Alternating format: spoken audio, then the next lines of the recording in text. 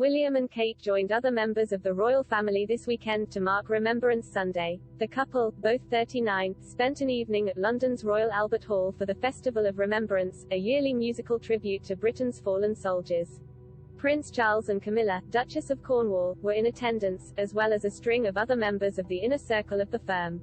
The next day, William and Kate gathered in Whitehall to remember the UK's war dead at the Cenotaph. Kate appeared on a balcony of the Foreign and Commonwealth Office, standing in the Queen's Place after the monarch was unable to attend due to a sprained back, according to a statement from Buckingham Palace. Also not in attendance were Meghan Markle and Prince Harry, who currently reside in California. It is unclear when or if the pair might return home, with Harry's last meeting with his family in July of this year. The pair endured a momentous fallout from the royal family after deciding to relinquish their royal duties and move to North America last year in what was quickly dubbed Megxi. While royal commentators have struggled to pinpoint a single event which forced the pair's hands, many have claimed that a series of episodes snowballed and led to the departure.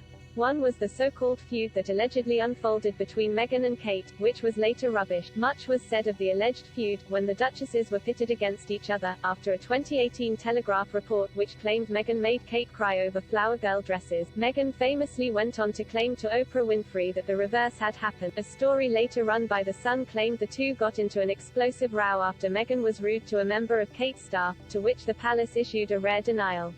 Many more stories that were often described as catfight narratives emerged. However, it later emerged that the real feud was between the brothers, not their wives. Speaking during Channel 5's documentary, William and Harry, Princes at War, earlier this year, royal author Katie Nicholl claimed that William was infuriated that Kate's name had been involved in the reports. She said, "Really, for Kate to be dragged into the story at that stage, infuriated William. He was very, very cross that Kate, who had up until then been very much peripheral in this fraternal rift, had been pulled in."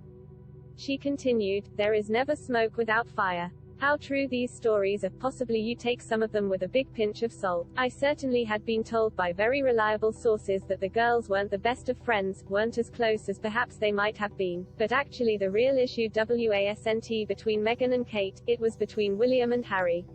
Shortly after, Emily Andrews, a royal journalist, added, "Suggestions that there had been some catfight between Kate and Meghan, kind of clawing each other's eyes out, are ridiculous, frankly. And I think what happened was that William and Harry weren't getting on particularly well, so then inevitably the two women kind of took their husband's side, as you would." Meanwhile, at the event at the Royal Albert Hall, Kate, along with the other women attendees, all wore black, while the men wore suits decorated in their military medals.